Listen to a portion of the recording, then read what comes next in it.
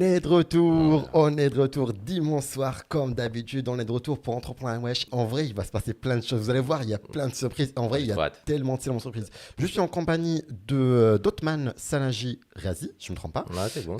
Cofondateur de The Clé. on a toujours un peu de mal, mais ouais, The Clé. De Clé, ok. Cofondateur de The Clé, c'est écrit avec un Z. Ça va être impossible à prononcer. Ok, attends, je vais essayer de bien le prononcer. Cofondateur de The Clé. C'est ça, exactement. Okay. Un service clé en main pour vous accompagner dans le bien-être et l'hygiène de vos locaux. C'est bien ça. C'est ça, tout à fait. J'ai rien compris de cette phrase, mais ça, on va en parler par la suite. On va en parler. Voilà, on a le temps, t'inquiète. Et qui était du coup vendu récemment à GestiPro, qui est acteur leader sur le marché du nettoyage en France. Tu vois, ça, c'est déjà plus simple. Mais on va parler de tout ça. Salut Justine. Et du coup, voilà, vous allez voir aujourd'hui au programme, il y a le portrait, les actus, il y a 2 calls surprises, un au début, un à la fin. J'ai hâte. Et le premier, c'est juste incroyable, tu vas voir. On va voir aussi les coulisses de The Clé. Je me suis trompé encore. C'est pas grave. En fait, on avait joué sur un peu le jeu de mots. Tu sais qu'en français, on a toujours du mal à dire the en anglais. Ça, et donc, en fait, pour faciliter, c'est avait but de faciliter la prononciation. Donc, c'était The Clé. Mais finalement, on a toujours un peu de mal. Ouais, c'est compliqué. Ok, donc The Clé, c'est pas grave. Qui a dit les coulisses de la vente du coup de la boîte, un call surprise à la fin et bien évidemment une conclusion finale comme d'habitude. Et salut du coup à tous ceux qui nous rejoignent. Comme vous avez vu, ça a changé un petit peu, on va dire, l'image. Là, c'est un peu plus grand, plus cool. Le chat est un peu plus petit. Mais voilà, on voit même en bas du coup les derniers abonnés et les derniers followers. C'est la petite nouveauté aussi de cette semaine. Avant qu'on passe au premier call surprise, parce que la personne m'a dit il faut vraiment le faire plus vite. Ta semaine, c'était startup ou au calme? Non, c'est startup. T'as fait quoi? Écoute, là, j'étais sur la toute dernière fin de la transition pour The Clé, parce que là, il fallait accompagner. Tu sais, quand tu vends une boîte, généralement, tu as toujours une période de transition où tu accompagnes l'acheteur, notamment en termes de formation, en termes de process et autres. Et donc là, effectivement, c'était la dernière semaine, la dernière ligne droite, avant la transmission totale de la boîte à l'acheteur. Ok, ça marche. Donc, il y avait du taf.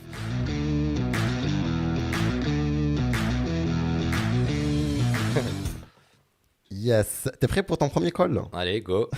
J'ai hâte. Je sais pas qui c'est en fait. Donc, je suis arrivé, pour tous ceux qui entendent, je suis arrivé et puis Adil m'a dit que j'avais 2 surprises. Donc 2 calls. Je sais pas qui ça sera à l'autre bout du fil, mais j'ai hâte. Tu verras, ça va être incroyable. Tu vas essayer de le deviner. Allez, hop, on va essayer. Allez, go. Vous allez voir les amis, ça va être vraiment très très cool. Alors... J'espère qu'il va répondre. Salut! Ça va? Ouais, tu nous entends? Je t'entends, toi, ouais. Mais non! Ah là là, comment il va? Ah, la deuxième phrase, je t'ai reconnu direct. Monsieur Guillaume Moubèche. L'excellent Guillaume Moubèche. Comment ça va, poto? C'est marrant parce qu'on vient de savoir par texte aujourd'hui. On s'est prévu un call la semaine prochaine. Ça va et toi? Ça va? T'es au soleil ou il fait un peu de nuit chez toi? Là, il fait nuit. Il est 10h passées. Mais... Ça va? T'es content? Ça se passe bien? Tu te reposes un peu? C'est la belle vie, Je me doute, c'est bien mérité. Écoute, les amis, on est en direct. Bravo. Hey Guillaume, tu me dis rien, l'enfoiré, là. Tout à l'heure, on est en train de discuter, détente, et on se cale en call. Là, la semaine prochaine, il me dit rien. Ça me fait plaisir, ça me fait grave plaisir, Guillaume. Écoute, en vrai, moi aussi, ça me fait plaisir de l'avoir au téléphone. Et voilà, du coup, les amis, pour tous ceux qui nous regardent partout sur Insta, LinkedIn, Twitch et autres, on est en direct avec Guillaume Moubèche, CEO de Lemlist Empire, laquelle d'ailleurs, dis deux? J'arrive jamais à te Bah écoute, on peut dire l'Empire, hein. C'est la boîte, Lemlist, c'est un des projets, je reste CEO dessus, mais plus global maintenant. Mais l'Empire, c'est une vision, hein. Demain, il sera sur le toit du monde. Enfin, il est déjà, mais c'est un devenir. Alors pour la petite histoire, Guillaume et moi, on s'est connus il y a peut-être 3-4 ans, on était tous les deux au tout début de nos 2 boîtes. Ouais. Et progressivement, chacun, alors on est sur des secteurs qui sont totalement différents, mais on rencontrait à peu près les mêmes problèmes au fur et à mesure. Et c'était toujours hyper challenging, en fait, de se rencontrer, d'en parler, d'en discuter, de donner des conseils l'un à l'autre. Et en fait, au fur et à mesure, on s'est liés d'amitié. Et aujourd'hui, enfin, on a tous les deux eu plus ou moins des exits, alors avec différents scales, mais on a nourri une relation qui est très très particulière. Je suis très content d'avoir Guillaume. Gros big up. Ouais, de ouf. C'est toujours cool de discuter avec Othman. Il est très chaud. C'est quoi le sujet de ce soir? Parce que c'est un puits d'inspiration, hein, Othman. Faut poser les bonnes questions. C'est gentil. C'est trop d'honneur pour moi. Écoute, le sujet, c'est la vente de sa boîte, là. Ouais, c'est la vente. En fait, il a bataillé. Il va vous éduquer là-dessus. Écoute, on a hâte. Il y a Zachary juste qui a mis un commentaire sur LinkedIn. Est-ce que c'est le mec qui ressemble à Rafael Nadal? Absolument. Ouais, c'est moi. Mais Rafael Nadal avec le Covid. Mon bras gauche, il est beaucoup plus petit, je vais pas vous mentir. Ouais, mais le cerveau, il est plus gros. Énorme. C'est vrai, on t'a toujours trouvé la ressemblance. Mais en vrai, tu lui ressembles grave, Guillaume. Ouais, ça je valide aussi. Hein. Ouais, grave. Ah ouais, putain, Ouais. je sais Ouais. pas. Ok. Non, mais c'est un compliment. Hein. C'est un compliment. Je vais essayer de m'incruster à Roland Garros gratis C'est cet possible. été, on verra. Il y Et a en moyen. vrai, ça se tente pour un vlog en plus, ça se tente de ouf. Hein. Tu nous reviens quand d'ailleurs? Fin mars, là, début avril, normalement. Ok, trop cool. Yes. Quand le soleil revient à Paris, Ouais. Bah, bientôt, on c'est espère. l'objectif. Yes, bah, Ouais. merci beaucoup Guillaume pour ce petit call surprise, hein, même si c'est un peu Avec très, très tard plaisir, chez nous. avec plaisir. Merci, Kiffez bien. ça fait grave Passez une plaisir. bonne soirée. Yes. Je t'embrasse Et, et puis je te dis à mercredi. Ouais, on se voit mercredi. Kiffe bien. Ciao les gars. Ciao, salut. Salut. Allez, passez une bonne soirée. Merci à toi Ciao, aussi. ciao. Alors, première surprise. Ça va. Bientôt, Ça ça se sera fait. Tupac. Ouais, Ça faut va, le détailler. Guillaume? Ouais, Guillaume il a raccroché à moi, Sotman. Oui, non, mais je sais, mais ça va la surprise. Ouais, non, ça va, c'était. franchement, bravo. Merci. Vraiment bravo parce que c'est assez marrant parce que l'enfoiré, on se parlait toute la journée et il m'a rien dit. Mais oui, je suis très content d'avoir eu au Non, mais téléphone. il t'a rien dit parce qu'il savait pas lui non plus, c'est ça. Il savait pas? Non. Ah, ok. Non, mais en gros, jusqu'à la fin, tu vois. Genre, en gros, c'est grâce à Ruben pour le coup. Trop Et cool. il nous a mis en contact il y a même pas quelques minutes, quoi. Donc, c'était tout neuf, tout. Bravo, t'as voilà. grave géré. Vraiment, bravo, t'as grave Mais géré. ça va. Mais après, il y a une deuxième surprise. Non, t'es trop cool. Bah, j'ai hâte aussi. Non, mais Guillaume, c'est un mec, enfin, je pense que beaucoup de monde le connaît et puis il a une très forte présence dans les réseaux sociaux. Et je trouve Ouais. que pour moi, c'est un des meilleurs entrepreneurs français. Il a fait beaucoup de choses. C'est un gars avec une capacité d'exécution monstrueuse. Tu sais, justement, on en parlait avant d'arriver avec la capacité à fédérer des gens autour. Et c'est le genre de personne, tu vois, qui a une vision. Alors, beaucoup de gens peuvent avoir des visions, des ambitions, une volonté de faire. Mais la différence avec Guillaume, c'est que sa vision, il va vraiment la mener, la cheviller à des actions pour pouvoir l'exécuter. Et il a fait de très, très, très belles choses. Et c'est un mec vraiment en or. In and C'est out, sûr. enfin, c'est-à-dire professionnellement et personnellement. Je trouve que c'est C'est un mec sûr. exceptionnel. C'est J'aime sûr. beaucoup. Et je pense voilà, qu'on a tous hâte de voir la suite de ce Absolument, parce que, voilà, à chaque fois, absolument. il y a une Absolument. nouveauté, ça, c'est- Il vous réserve des c'est bon. surprises. Il y a vraiment, il y a pas mal de choses chez lui qui sont sous le feu, qui sont pas mal et qui sont dans l'air du temps. Enfin, il vous en dira un peu plus plus tard. Je pense qu'on a tous hâte. Et vraiment, on reprend un petit peu le fil conducteur de l'émission comme d'habitude avec le portrait pour bien commencer.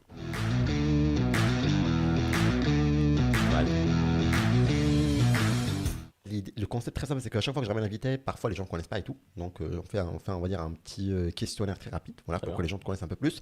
Et du coup, les amis, si vous avez des questions pour Hotman, vous pouvez les poser maintenant sur le chat, partout où vous êtes, posez-les. Mais c'est des questions plus personnelles pour le coup, voilà. Pas des questions sur la vente de la boîte, ni sur la boîte, parce que ça, on l'aura par la suite.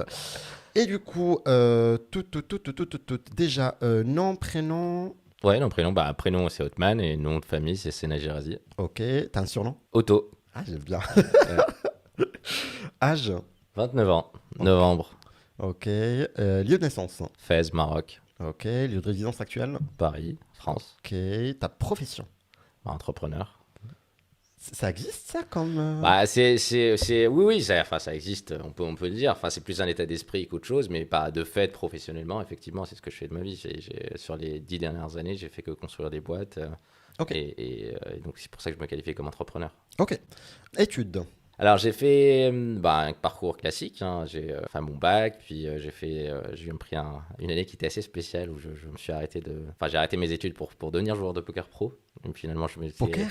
Ouais, j'ai toujours d'ailleurs une passion pour le poker. À cette époque-là, je voulais tenter ma chance pour pouvoir voir ce que ça peut devenir. Ouais. Et très vite, je me suis rendu compte en fait que ce n'était pas quelque chose que je pouvais faire sur le long terme. Et donc, j'ai fait 2 ans de classe préparatoire. Après, j'ai fait une école de commerce. Après mon école de commerce, j'ai fait une université Non, américaine. attends, il y a un truc à m'expliquer. Comment tu passes de poker à classe prépa? Non, bah, en C'est fait, pas tu pareil. sais, j'avais, en vrai, c'est fait exactement comme ça. J'ai eu mon bac, puis j'étais parti faire une prépa à Lille. Ok. Et quand j'avais démarré ma prépa, en fait, ça faisait déjà 5-6 ans que je jouais au poker, mais très régulièrement. C'est-à-dire que Ok. je jouais vraiment plusieurs fois par semaine, longtemps, je jouais Ouais. en ligne, en cash game. Et à un moment, à ce moment-là, donc ça me prenait, tu vois, une passion, ça te prend au trip, ça t'obsède. Donc je me suis dit, bon, bah, ok, t'as envie de tester, t'es encore jeune, t'as rien à rater, au pire des cas, tu rates une année, donc on va voir ce que tu peux en tirer. Ouais.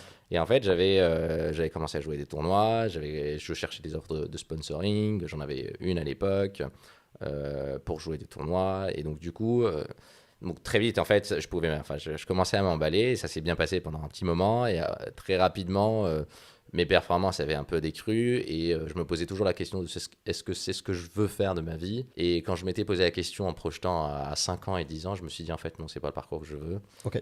Et donc du coup j'ai repris mes études et donc je refais une classe préparatoire, donc 2 ans de classe préparatoire et après j'ai intégré une école de commerce. Ok. Puis l'université américaine. Ok, ça marche. Tes aventures entrepreneuriales? Bah, j'ai commencé, alors en fait ça dépend. Qu'est-ce que tu peux qualifier d'entrepreneurial? Parce que moi j'estime que j'étais entrepreneur depuis que j'étais tout petit. Parce que, Ok, mais les boîtes. Les boîtes, ouais. Voilà. Si on parle des boîtes, la première boîte que j'ai montée elle s'appelle Beau Brunel. C'était une marque dans la mode de maroquinerie personnalisable. Donc en gros des chaussures, des mocassins qu'on portait l'été pour hommes-femmes. Qu'on pouvait totalement personnaliser. Donc on personnalisait le cuir, la couleur, le type de lacet, les picots, les piqûres. Donc c'était vraiment super aventure entrepreneuriale. C'était vraiment ce qui m'avait mis le pied à l'étrier dans l'entrepreneuriat. J'avais revendu mes parts à mes associés avant de partir aux États-Unis. Ensuite, j'avais fait un peu de conseils là-bas rapidement. Ma deuxième boîte, j'avais monté à San Francisco en sortant de Berkeley. C'était une fintech. On était 4 dessus et c'était en gros une plateforme de financement participatif. Alors, c'est un peu technique, je vais m'excuser, mais je vais m'excuser du jargon, mais si vous avez des questions, n'hésitez pas à les poser. En fait, ça collatéralise l'investissement. Et un collatéral, en fait, c'est juste une garantie. Donc, en gros, c'est comme quand tu hypothèques ta maison. En fait, ta maison, c'est le collatéral de ton prêt. J'arrive pas. J'ai rien compris, mais c'est pas grave. On pourra rentrer dans le détail. Voilà. Mais voilà, en fait, en gros, c'est une plateforme qui aidait des boîtes à financer leur fonds de roulement. Tu sais, une boîte, quand tu démarres une boîte, tu as besoin d'argent pour, par exemple, acheter ta marchandise. Et puis ensuite, tu vas fabriquer ton produit. Et derrière, en fait, tu vas le vendre à ton client. Sauf que tu as un délai, par exemple, pour lequel tu dois payer tes fournisseurs et tu as un délai sur lequel tes clients te paient. Donc, ça crée un décalage de cash. Et en fait, ce décalage de cash, souvent, en fait, on ignore, mais beaucoup de TPE, PME meurent, en fait, parce qu'ils n'arrivent pas à financer ce décalage de cash. Et en fait, l'idée, nous, à l'époque, c'était de sortir des sentiers classiques, donc d'emprunter à une banque, et c'est des process qui sont très longs, et d'offrir une alternative de financement à ces boîtes-là en les finançant à la hauteur de leurs besoins de fonds de roulement et en prenant moins de risques parce qu'en fait c'est le public qui finance, c'est toi et moi, donc c'est de l'épargne publique. On collatéralisait cet investissement-là, c'est-à-dire que si aujourd'hui, en fait, toi tu produis ces micros-là, en fait moi je vais te les acheter pour t'aider à financer ton fonds de roulement, je vais te financer ce fonds de roulement-là, mais si demain toi tu fais faillite, en fait ces micros m'appartiennent. Donc du coup en fait les investisseurs ils perdent pas d'argent, donc du coup parce que ces micros-là je pourrais moi les revendre derrière sur le marché. Ça c'était la deuxième boîte, puis après il y a une autre boîte en énergie. Ouais, vas-y dis-moi. Il y a une scène qui nous dit le fameux BFR, c'est ça? Le fameux BFR, exactement. Besoin de fonds de roulement. Alors tous ceux qui ont fait un peu de comptabilité, je pense que ça va leur parler. Il y a quelqu'un ici parmi nous, ça fait plaisir. Exactement. La troisième boîte c'était Rose Énergie, c'était au Maroc, et là pareil c'était un arbitrage, une opportunité sur un marché. Donc en gros je suis rentré, j'avais passage à vide, donc justement on avait arrêté CrowdGo.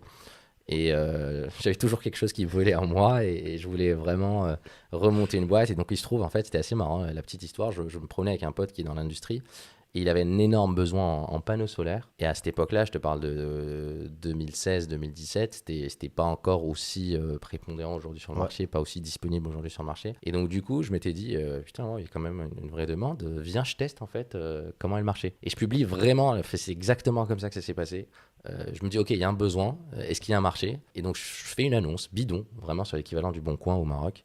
Et je prends une image de Google d'un panneau solaire, je la publie et je me sponsorise l'annonce. Et en fait, j'ai eu 100 appels dans la journée, tu vois. Et là, je me suis dit, il y a vraiment un truc. Et en fait, ce qui est assez marrant, c'est que j'ai démarré cette boîte-là avant même de l'enregistrer ni rien. Et j'ai vendu mes premières marchandises avant même de les avoir achetées. Et en fait, j'ai reçu des avances qui m'ont permis d'acheter la marchandise et de démarrer la boîte. Et donc, c'était assez exceptionnel comme aventure, carrément. Énorme. Et après, du coup, il y a eu The Clay. Après, il y a eu The Clay, exactement. Ok, mais on va parler de tout ça. Oui, une question de Léonard, c'est si tu n'avais pas été entrepreneur, tu aurais fait quoi? Alors, c'est une question que je me pose toujours. En fait, je pense que j'aurais adoré être artiste. Je suis très, très sensible au monde de l'art. Artiste. En fait, j'aurais adoré faire de la peinture et de la sculpture. D'ailleurs, j'en fais aujourd'hui, quand j'ai le temps et pour m'aérer l'esprit. Mais je pense que si j'en avais eu le talent, pas été entrepreneur, si j'en avais aussi le luxe, parce que je pense que c'est un luxe d'aujourd'hui d'être un artiste, en tout cas si on n'a pas le talent pour exploser mondialement à échelle planétaire, j'aurais été artiste. Je pense que ça m'aurait rendu heureux, ça aurait été une vie qui m'aurait rendu heureux aussi. Ok, Mehdi, Claudie, est-ce que tu mentors des jeunes entrepreneurs? Absolument, régulièrement, et c'est un des plaisirs que j'ai. Toujours dans cette culture-là, tu sais, quand j'étais aux États-Unis, vraiment ça s'est enraciné pendant cette période-là, c'est toujours en fait, là-bas on dit pay your debt forward, et en gros en fait c'est toujours payer sa dette en avance. Et moi en fait, ma porte est toujours ouverte. D'ailleurs, si on va sur LinkedIn, on voit toujours que je propose des créneaux de 30 minutes. En gros, 10 heures de mon temps par mois sont dédiés à des entrepreneurs, à mentorer des gens, à aider des gens. je le fais alors bien sûr pour aider parce que procurer de la satisfaction, mais je sais ce que c'est, comme je le disais tout à l'heure avant qu'on démarre, ce que c'est que démarrer tout jeune, sans argent, pas nécessairement dans le bon sentier, pas avec l'ensemble des moyens dont on aurait besoin. Pas bien entouré surtout. Pas bien entouré aussi, on en parlait. Et je pense que éviter aux gens de faire les mêmes erreurs que toi, c'est un gain de temps très très précieux et j'adore pouvoir partager l'expérience dessus. Donc absolument, oui, je mentor des gens. C'est sûr. Il y a Ali qui nous dit salut, sachant que tu étais étudiant étranger non européen avec 4 jours mention étudiant, j'imagine. Comment tu as fait pour créer et gérer ta boîte? Alors ça, Ali, t'as entièrement raison. C'est un truc absolument débile de l'administration française et on en a parlé avec Cédric O directement il y a quelques mois, qui n'en avait même pas connaissance. Et en fait, c'est là où tu t'aperçois qu'il y a vraiment un décalage en fait entre l'élite dirigeante et en fait la réalité pratique. Ouais. Parce que ce qui est absolument bête, c'est que quand tu as une carte séjour en France et que tu as une carte séjour étudiant ou que tu as une carte séjour passeport talent, en fait, tu peux pas avoir de boîte, pas être mandataire social d'une boîte. Et c'était absolument ridicule. Et en fait, on en parlait avec Cédrico. On lui a exposé le fait qu'il y avait beaucoup de jeunes non européens qui venaient en France, qui avaient une très forte volonté entrepreneuriale, mais qui étaient face à un blocage administratif qui est complètement insensé. Et alors, c'est aujourd'hui en train d'être corrigé a priori, parce ils sont en train de prendre des mesures nécessaires à cet égard-là. Mais à l'époque, pour répondre à ta question, comment j'avais fait, en fait, j'avais démarré sans, donc entre guillemets, c'était un peu pas trop légal et en fait j'avais changé dès que j'avais déposé ma boîte et que en fait j'avais démarré l'activité, j'avais pris un avocat pas un avocat, en fait j'avais pris un avocat et une consultante experte en expatriation qui elle m'avait aidé à changer en fait mon statut à l'époque, parce qu'aujourd'hui je suis français mais à l'époque je n'étais pas, en fait mon statut de passeport talent à mandataire social. Donc j'avais reçu une carte séjour qui est spéciale mandataire social et en fait c'est ce qui m'a permis de prendre la présidence.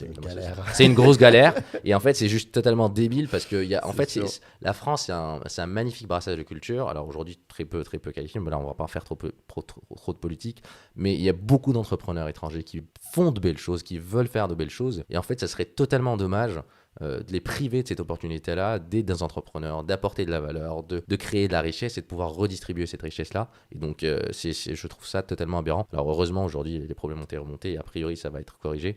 Mais je connais ce parcours-là et c'est un parcours de combattant. Eh ben, écoute, on espère que ça va changer au plus vite. Alors, moi, j'avais une question. T'es plutôt Instagram ou Twitch ? Alors Twitch, je suis tout nouveau, je vous avoue, hein, je confesse, aujourd'hui c'est ma première fois sur Twitch, mais je suis agréablement surpris, je suis plutôt Instagram, LinkedIn, ouais. Ok, ça marche. Et en parlant d'Instagram, Twitch, c'est pour une raison très très simple, c'est parce que à partir de cette semaine, du coup, je vais changer. Parce que si tu veux, c'est que chaque semaine, d'habitude, j'ai une petite rubrique où je fais une actu que je traite à chaque fois. Sauf que là, on va changer parce que du coup, au lieu de faire une actu des jeunes entrepreneurs que j'ai l'habitude de sortir chaque lundi matin sur le compte d'Insta, du coup, pour faire simple, c'est que les actus que vous allez voir demain matin, ils seront annoncés donc dans quelques secondes après le jingle, bien évidemment. On exclut ici sur Twitch, sur le talk show. Et c'est parti après le jingle.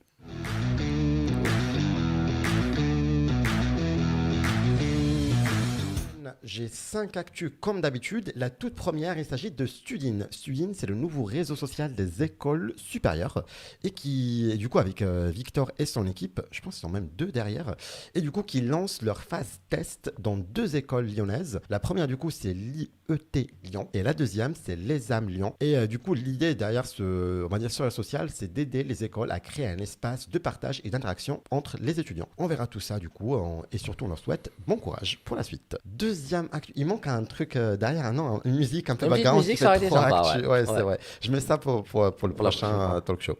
Yeah. Alors, j'ai trop envie de te mettre la musique maintenant, mais ça prend beaucoup de temps, donc je peux pas.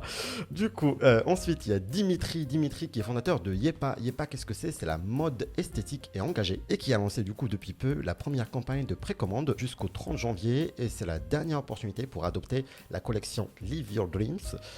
Du coup, il s'agit de 6 broderies incontournables des débuts de la marque qu'on peut retrouver du coup sur les meilleurs t-shirts et sweats unisex et éco-responsables de celle-ci. Donc voilà pour la deuxième actu. La troisième actu, ça nous vient du Maïf Startup Club. Tu connais la Maïf ou pas ? La Maïf, l'assureur, oui. Ouais, exactement. Ils ont un Startup Club qu'ils ont lancé récemment.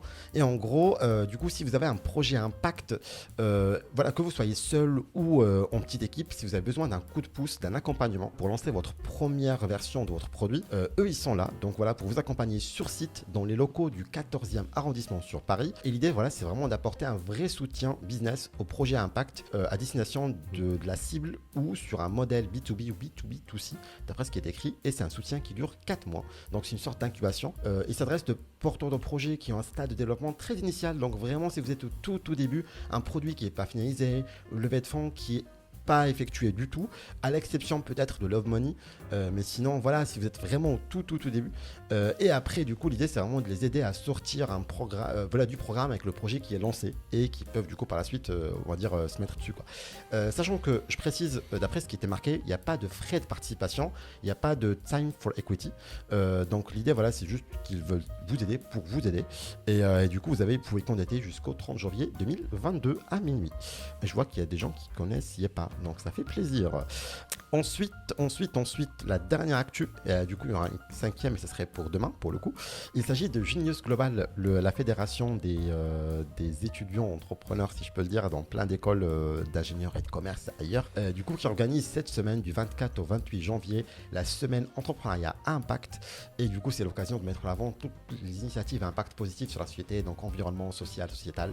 Et il y a plusieurs invités qui sont prévus durant toute la semaine, notamment les cofondateurs d'Elise App, le Tinder d'un présentiel, qu'on a reçu d'ailleurs il y a quelques semaines ici. Du coup, voilà, vous allez voir, je pense que ça va être une semaine très cool. N'hésitez pas à suivre Genius Global, ils sont hyper sympas aussi, les amis. Donc voilà, c'était un peu tout pour les actus de cette semaine. Ah, putain, Mehdi, t'es vraiment génial. Genre, le mec, il vient, il met le lien, mais t'es un ouf, toi. Le power de la communauté. Voilà, c'est pas la première fois que ça m'arrive. Il y a plein de fois où je parle de trucs et puis t'as un mec qui vient comme ça, qui balance le lien. C'est incroyable. Franchement, c'est incroyable. Merci beaucoup. Hein. Si je pouvais applaudir, genre, je sais pas, en cliquant sur un truc, je l'aurais fait. Mais franchement, ça fait plaisir. Merci beaucoup, Mehdi. Et du coup, on passe au sujet de l'émission. Et du coup, pour découvrir un petit peu plus sur The Clé. Sur The Clé, Ouais. après le jingle, bien sûr.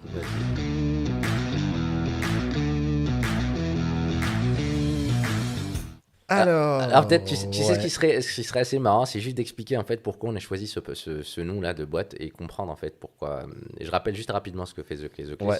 c'est un Uber du nettoyage, on va dire, très vulgairement, mais on met en relation des indépendants qui sont spécialisés dans le nettoyage avec des entreprises qui ont besoin de nettoyage. Ok. Donc en gros, des auto-entrepreneurs dont le métier c'est de faire du nettoyage avec des bureaux en fait qui ont un besoin de nettoyage. Et en fait, The Clé, c'est quoi? C'est que quand tu rentres dans un bureau, dans n'importe quel local, tu as besoin d'une clé. Ouais. Et en fait, cette clé-là, c'est le dénominateur commun de toutes les prestations. Et en fait, la clé, tu la confies à The Clé.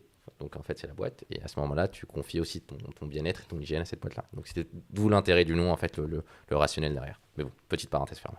Ok, je vois un peu le concept derrière. Mais il a fallu l'expliquer quand même. Hein. Voilà, on y arrive. C'est un peu compliqué. Mais après, ça n'empêche qu'avec l'identité graphique, on comprend mieux. Donc ça, c'était bien joué. Bravo. Je sais pas qui a fait l'identité, mais En interne, mais oui, effectivement. bien joué. Parce que vraiment, ça explique un peu le concept derrière. Donc on voit un peu à quoi s'attendre. Parce que là, encore une fois, le nom, c'est bien. On se rappelle très bien du nom. Mais ça reflète pas forcément, tu vois, on va dire le mot nettoyage. Il y a pas là-dedans. Absolument. Mais du coup, quand on voit le logo, on dit ah, ok. Donc, En fait, parce que l'ambition de cette boîte-là, c'était pas de faire que du nettoyage. Ouais. D'ailleurs, ce ne sera pas le cas par la suite. En fait, c'était vraiment de s'installer sur tout ce qu'on appelle les services généraux. Et en fait, les services généraux, c'est tout ce dont une entreprise a besoin ouais, en quoi termes de fourniture, par exemple, de papier, en termes de maintenance, en termes d'entretien d'espaces verts, en termes d'accueil, en termes de sécurité. Et en fait, pour nous, on considérait que le nettoyage, c'était la porte d'entrée dans une entreprise. Et une fois que tu es installé comme étant un prestataire, en fait, tu peux t'installer ou faire ce qu'on appelle de l'upsell sur l'ensemble de ces maillons-là, parce que les grosses entreprises ou des entreprises en général, elles ont besoin de fournitures en matériel, elles ont parfois besoin, si elles ont des jardins ou des bureaux assez grands, en fait, elles ont besoin d'entretien de leur espace vert. Si elles ont un espace d'accueil, elles ont besoin d'un agent de sécurité. Et en fait, c'était vraiment d'être une boîte référence sur les 5 prochaines années comme étant le prestataire unique chez qui on va faire appel à tous ces services généraux. Ok. Et en fait, voilà, c'était toujours l'histoire de The Clé et puis l'ambition aussi à cette époque-là. Ok. Oui, il y avait The Next Adventure. C'est quoi la suite pour toi d'ailleurs? Alors, je reçois beaucoup cette question. Alors, je vous réserve beaucoup de surprises là-dessus. Il n'y aura pas de suite. Non, fini, j'espère voilà. pas, non. Je pense que je serai entrepreneur jusqu'à ma mort. Ok. Je pense que je ferai ça toute ma vie et je me vois vraiment pas faire autre chose. Alors là, dans l'immédiat, j'ai une phase de transition où je mature un projet, mais en même temps, je donne justement beaucoup de conseils. J'ai une boîte de conseils aussi en parallèle sur laquelle j'accompagne différentes boîtes sur leur stratégie. Donc là, ça va être vraiment l'enjeu sur 2022. J'ai un projet qui est en qui est en train de germer, donc ça va venir plutôt vers fin de l'année, début de l'année prochaine.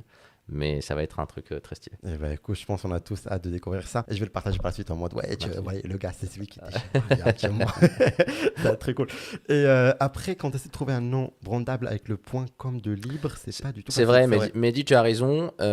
Après, il a absolument raison parce que des fois, quand tu veux choisir le nom d'une boîte, et ça aussi, c'est une expérience de clé parce qu'on a choisi ce nom-là. Et en fait, des fois, tu es dans ta bulle et tu penses en fait que le rationnel que tu as eu quand tu as voulu choisir ton nom et puis l'histoire que tu veux raconter, mais en fait, elle est claire pour tout le monde. Sauf qu'à posteriori, tu rends compte que la preuve, c'est que c'est difficilement prononçable parfois. Et en fait, ce que veut dire Mehdi, c'est que parfois, en fait, quand tu veux chercher un nom en .com avec un nom de domaine .com, déjà pas mal de choses sont prises et on s'était confronté à ça aussi. Tu es obligé soit de trouver des noms de domaine alternatifs, donc du .io, du .co ou autre, ou de changer carrément de nom.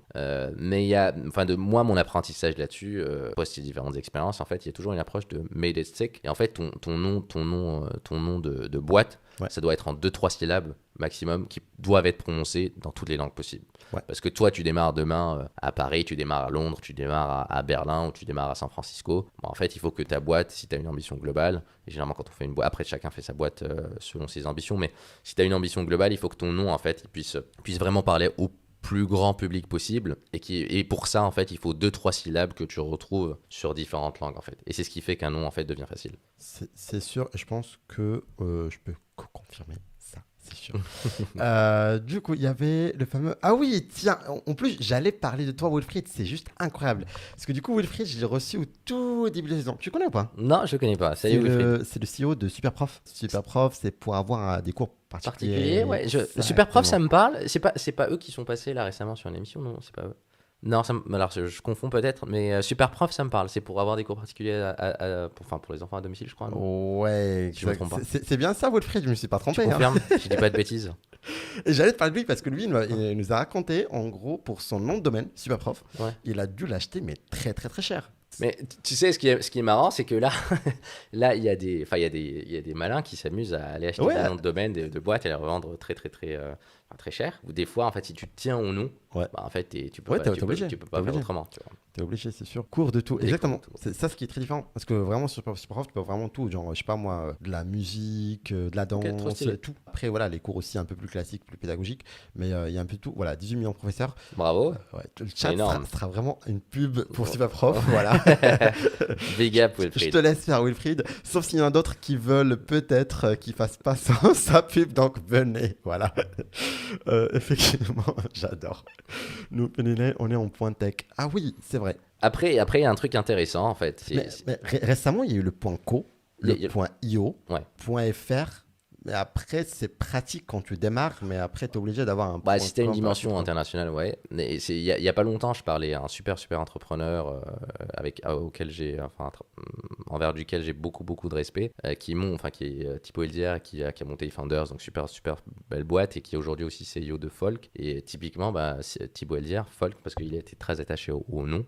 En fait, il n'y a pas de folk.com. Folk.com est acheté par Google. Et lui, il a un folk.app. Et en fait, là, il est en train de négocier pour voir s'il peut racheter le nom de domaine. Et là, ça va chiffrer.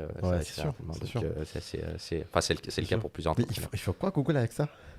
Tu sais, Google, ils ont toujours des projets dans un bac à sable. Et puis un jour, ils te sortent quelque chose. Et c'est assez impressionnant. C'est assez impressionnant. Après, n'empêche que je pense que... oui. Il y a Mehdi qui dit le point art avec les NFT. Alors oui, et il y a un autre truc qui est très intéressant, parce que si on s'intéresse aussi un peu à la blockchain, il y a des blockchains qui aujourd'hui, en fait, créent les propres noms de domaine. En fait, chaque membre du public, chaque personne, toi et moi, on peut aller acheter en fait notre propre nom de domaine dans un circuit, on va dire, qui est indépendant, qui est plutôt sur une blockchain, et non pas... En fait, sans rentrer dans trop technique, mais tout ça aujourd'hui, c'est très centralisé par une institution qui s'appelle ICANN, qui, elle, va permettre à des noms de domaine d'exister, qui va valider leur copyright, etc. Et en fait, toutes les boîtes qui veulent avoir un nom de domaine, elles vont devoir le payer. Et aujourd'hui, un des intérêts de la blockchain, c'est de décentraliser ça. Tu n'as plus qu'une seule instance qui vête, en fait, ou qui va valider ton nom de domaine. En fait, tu vas avoir une blockchain, et sur cette blockchain-là, tu vas pouvoir créer ton propre nom de domaine. Et c'est l'intérêt de la décentralisation et de permettre de la démocratisation de, justement, par exemple, un use case qui est l'attribution de nom de domaine, qu'on veut. C'est sûr. Il y a Wilfried qui nous dit Big Up Thibaut. Bah oui, bien sûr, Thibaut. Tu m'as dit eFounder, c'est bien ça? Ouais, ils vendent absolument. Ouais, ils sont hyper connus. En plus, ils ont eu la Ils sont licorne Absolument. avec Aircall et Spendesk. Absolument. Trop trop cool. Il y a un DNS qui vient qui vient résoudre le fameux adresse. Tu parles duquel, Mehdi Sidic? Parce que j'ai un en tête, mais j'ai oublié le nom. Je sais pas, mais ça va venir peut-être. Ouais, je pense voilà, ça va venir la réponse juste après. Et du coup, qu'est-ce que j'allais te dire? Ouais, déjà, ça démarrait quand, The Clay? The Clay, ça a démarré le 18 juillet 2018. 2018. C'est le premier jour où on a démarré en fait. Ok, c'est venu d'où? C'est venu d'où en fait? J'avais à l'époque un pote dans l'univers du nettoyage qui est beaucoup plus âgé que moi, qui est plutôt une sorte de mentor à l'époque et qui me parlait régulièrement des problèmes qu'il avait dans l'industrie, qui fait partie aussi des plus gros. Et en fait, en écoutant régulièrement en fait les différents cas de figure qu'il m'exposait, il y avait une réflexion qui germait en fait de comment on peut craquer ce case-là, c'est quoi l'opportunité de ce marché-là. Et un jour en fait, je fais vraiment mes devoirs et je vais comme on dit deep dive, au creuser dans l'industrie pour comprendre en fait c'est quoi les tenants et les aboutissants. Et je me rends très vite compte en fait que c'est un énorme marché. Alors c'est pour tout le public qui nous écoute, le marché du nettoyage en France c'est 16 milliards. Ouais. En Europe c'est 100 milliards. T'imagines, c'est un énorme marché, tu vois. Il y a plus de 45 000 entreprises. En fait, c'est très simple. T'ouvres une entreprise, t'as des locaux, t'as plus de 10 personnes, t'as besoin d'une entreprise de nettoyage. Ouais. Donc, en fait, du nettoyage, t'en auras toujours besoin aujourd'hui, demain et dans 10 ans ou 15 ans, tant qu'il y a des bureaux et tant qu'il y a des espaces, en fait. Quand j'ai compris, en fait, qu'il y avait une énorme opportunité sur ce marché-là, qu'il n'y avait pas beaucoup de barrières à l'entrée, parce que toi ou moi, demain, on peut démarrer notre boîte de nettoyage, et qu'il y avait beaucoup de pain, en fait. Des pains que tu retrouves chez des prestataires classiques, hein, parce qu'ils ont des frais du personnel qui sont très élevés, des marges très faibles, donc c'est un marché de volume. Si tu fais pas de volume, tu meurs très rapidement ou tu te fais racheter. Mais en gros, en fait, c'est très très dur de grossir et d'être compétitif en fait. Ouais. Et d'un autre côté, chez le client, en fait, vu que les marges étaient trop faibles, ils n'avaient pas d'accompagnement, il n'y avait pas d'aspect tech, il n'y avait pas un UX en particulier. Ouais. En fait, il n'y avait pas du tout d'expérience utilisateur. Ouais. Et donc, du coup, tu te retrouvais à passer entre des boucles de mails, entre des boucles d'appels, avec des interlocuteurs qui changeaient. Donc, c'était un peu le foutoir, quoi. En vrai, c'est très marrant parce que ça me rappelle l'histoire de Back Market. Avec on appelle ça déjà, pas la réparation, mais le reconditionnement des téléphones et même des appareils, parce que c'est un marché qui existait déjà, ça se faisait déjà, mais il n'y avait juste pas de plateforme, il n'y avait pas juste pas du X, du Y derrière, d'expérience plus intéressante, et du coup, voilà, il y a eu cette opportunité, quoi. Et c'est la même approche. Absolument, absolument. En fait, aujourd'hui, on sous-estime énormément. D'ailleurs, je le vois aussi là actuellement dans l'assurance. Tu as parlé de la Maïf tout à l'heure. Dans l'assurance, aujourd'hui, il y a beaucoup de produits. Il y a des boîtes, tu vois, qui sont exceptionnelles comme Loco, par exemple, mais d'autres aussi. J'étais sur le point d'avoir Raphaël. C'est un super entrepreneur aussi. Et en fait, c'est des boîtes qui sont pas des assureurs en soi, parce que eux achètent des contrats ou plutôt ils sont des intermédiaires de contrats d'assurance. Mais par contre, ce qu'ils apportent, en fait, c'est une nouvelle expérience à l'utilisateur. Donc, en fait, t'as pas besoin d'appeler ton assureur, de te déplacer, d'avoir un rendez-vous physique, de rentrer dans 1000 et un documents. Tu peux souscrire à une assurance en 2 minutes chrono avec un prix qui est juste, avec pas d'engagement et une expérience qui est très agréable. Et surtout, en fait, au-delà de l'aspect UX, il rajoute toute la gestion SAV ou gestion de sinistralité. Et en fait, en combinant les deux, tu promets et tu délivres une expérience utilisateur qui change totalement l'expérience de tous les assurés. Et donc, en fait, c'est ce qui fait que les gens de plus en plus se convertissent vers eux. Ouais. Et en fait, ce mode-là ou ce framework-là, on l'observe dans vraiment beaucoup d'industries. Et quand on arrive à voir que dans une industrie, il y a un marché suffisamment important, que derrière, en fait, il y a des pains qui ne sont pas encore résolus, donc vraiment des points de blocage chez le client, que ce soit en termes de prix, que ce soit en termes d'expérience utilisateur, que ce soit en termes de compétition, et qu'il y a une manière de faire différemment les choses et d'apporter une expérience utilisateur différente, ça crée énormément de valeur. Ouais. Et aujourd'hui, en fait, je suis bluffé et je pense qu'il n'y a jamais eu en fait tout court un meilleur moment que de lancer sa boîte qu'aujourd'hui. Parce que tu vois si on parle de nos parents ou de nos grands-parents, si de nos parents dans les années peut-être 60 ou 70 devaient monter une boîte un peu tech, etc., qui voulaient monter leur site, c'était probablement plusieurs centaines de milliers d'euros à investir, et peut-être nos grands-parents encore plus. Aujourd'hui, la barrière à l'entrée pour monter un site en no-code, c'est moins de 1000 euros, tu vois. C'est sûr, mais ça n'empêche qu'il y a encore, tu vois, des choses. Tu vois, je prends juste 2 exemples, tu vois. En gros, moi, ce que je trouve, c'est que certes, les barrières, on va dire classiques on les a un peu enlevés, tu vois. Mhm. Mais il y a des nouvelles barrières qui sortent, tu vois. En gros, pour faire simple, tu vois. Moi, si je veux demain lancer un podcast, il me faut certes un côté un peu les invités et tout, mais ça, tu vois, c'est à moi de le gérer, tu vois. Mais certes, si moi j'ai du capital pour avoir du matériel, tu vois, pour avoir l'espace pour pouvoir tourner, et surtout, et c'est ça pour moi, je pense, la nouveauté aujourd'hui, l'aspect digital, il faut que je paye des pubs pour Insta, pour Facebook, donc il faut de l'argent derrière. Et même pour YouTube et tout, pour que je puisse remonter. Donc certes, je pense, tu vois, on est en train de switcher un peu ce modèle. Il y a encore moyen toujours de pouvoir, on va dire, jouer avec les règles et du coup faire un peu de l'organique à mort. Mais je trouve, tu vois, En fait, je suis d'accord et pas d'accord avec toi. Je suis, alors déjà, c'est un use case différent parce que là, tu es plutôt du média. oui, Donc oui, tu vas chercher du reach et naturellement, effectivement, Oui. il y a toutes les contraintes que tu non, évoques. après, tu vois, je parle même qu'avec une boîte comme la tienne, tu vois, avec deux clés. Si je veux que ça, je sais pas, même si je veux atteindre du B2B ou même quoi que ce soit, bah, il y a quand même de l'argent nécessaire bah, justement, pour non. financer tout ça. Bah non, non, je te le dis d'expérience parce que on y reviendra peut-être un peu plus Ouais. tard, mais tous les clients qu'on a eu, enfin, peut-être, allez, 70 à 80% des clients qu'on a eu, c'est des clients qui sont venus par un démarchage qui nous a pas coûté d'argent si ce n'est notre temps.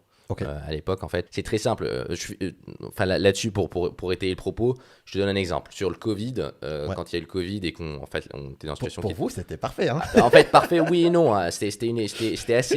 C'était assez incroyable comme période parce que tu sais, nous, on avait deux segments à l'époque, avant le Covid. On avait un segment de ce qu'on appelait la conciergerie. Donc, c'est Ok. des boîtes en fait qui louent des appartements sur court et moyen terme sur du Airbnb Booking. On avait plus de 1200 appartements qu'on gérait sur Paris. Donc, c'était très sportif comme activité. On avait ce qu'on appelle le B2B corporate. Donc, en fait, des locaux de start-up, de coworking, de cabinets d'affaires et ainsi de suite. Et en fait, en fin mars, tout s'est arrêté net, quoi, tu vois.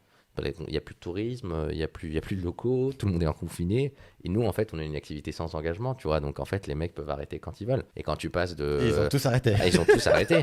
Et en fait, t'as plus de chiffre d'affaires. Tu te Ouais. dis, putain, merde, ça fait 2 ans et demi que je bosse. Je fais comment Et c'est là, en fait, où il y a vraiment cette volonté-là, et c'est vraiment cette niaque de résilience et de dire, je vais pas laisser ça passer. Tu tapes dans la balle, tu trouves une alternative, une situation de crise, c'est une situation d'arbitrage d'opportunité, tu vas voir ce que tu peux faire. Et en fait, très rapidement, on avait lancé un spin-off qui est Hippocrate, qui est une marque commerciale qui appartient à The Claim, dans laquelle on vendait des offres Covid, notamment donc, du matériel sanitaire et de la décontamination. Donc là, oui, pour le coup, on tombait à pic. Mais pour te dire, en 2 mois et demi, c'est 1,2 million de chiffre d'affaires, donc c'est énorme.